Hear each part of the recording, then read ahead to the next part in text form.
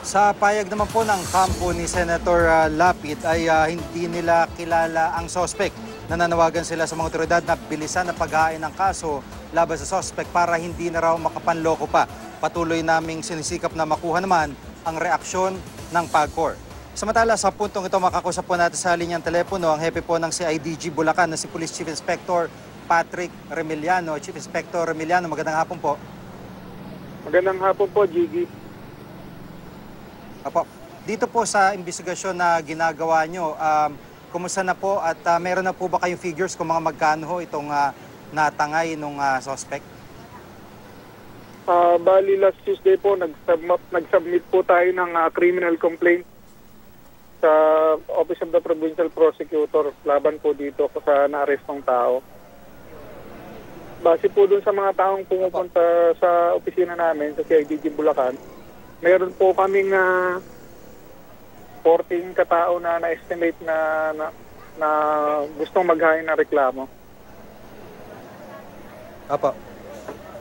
Meron na po bang amount kung mga magkano ho ang nakuha nito dun sa naging biktima po? Ang estimated po namin is sobra po ng 10 milyon yung mga nagrereklamo. Yung perang invest. Apo. Apo. At may mga gaano katagal na po itong nag-ooperate? Base dun sa investigasyon namin, nag-operate to since October 2014. Pero nung bandang May or April, hindi na po nakakapagbayad ng sinasabing interest na dapat na ibigay ni... Opo. Yung pong ibang mga ganitong mga investment yung particular yung sa Lipa, no, may opisina pa na kung saan nagtutungo doon yung mga naging biktima. Ito po ba sa Bulacan may ganun din po siyang opisina o siya po yung mismo nag-iikot? Base doon sa investigasyon namin, siya lang mag-isa doon ang gumagawa ng ganitong bagay.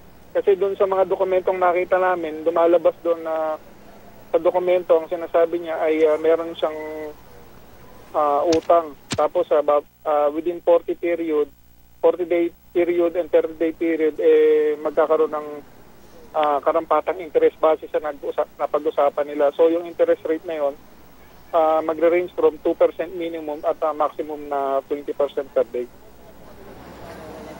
Opo. At bilang Panguli po, dun sa mga nakakapanood sa atin, particular dyan sa Bulacan, ano po ang nais niyong ipaabot sa posibleng naging biktima po nito?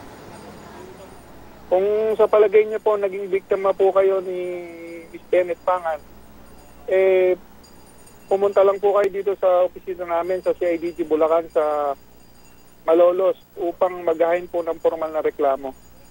Hintayin po namin kayo rito. Tapos po, dalhin niyo po yung mga ebidensya niyo para mas mabilis po yung pagproseso ng mga papeles. Apo, maraming salamat po sa pagkakataon si Police Chief Inspector Patrick Remiliano, ang hepe po ng CIDG Bulacan.